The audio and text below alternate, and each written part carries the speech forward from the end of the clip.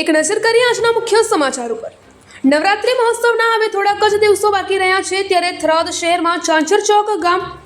ગરબા મંડળ દ્વારા ગરબાની ચાલતી તડામાર તૈયારી,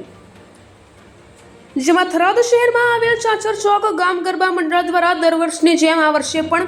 નવરાત્રી મહોત્સવની તડામાર તૈયારીઓ ચાલી રહી છે અને જેમાં થરાદ શહેરમાં સૌથી જૂનો અને પ્રાચીન ગરબો એટલે ચાંચર ચોક ગામ ગરબી, જે 100 વર્ષથી પણ વધુ જૂનો ગરબો છે અને એવું કહેવાય છે કે થરાદના 100 વર્ષ પૂર્વે દેશની તાળીવાળા ગરબા ગવાતા હતા અને આજે પણ થરાદ શહેરમાં સૌથી જૂનો અને મોટો ગરબો એટલે ચાંચર ચોક ગામ ગરબી, અને જેમાં થરાદ શહેરમાં આવેલ આશાપુરા માતાજીનું એક મોટું મંદિર પણ આવેલું છે અને જે થરાદની કુળદેવી પણ કહેવાય છે અને દર વર્ષની જેમ આ વર્ષે પણ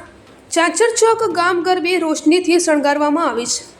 અને 9 દિવસમાં ભગવતીના પ્રાચીન અને દેશી ગરબા ગાવામાં આવે છે અને જેની તૈયારીઓ તડામાર ચાલી રહી છે અને જેમાં 500 મીટર સુધી થરાદની મેઇન બજાર શણગારવામાં આવી છે અને 9 દિવસ સુધી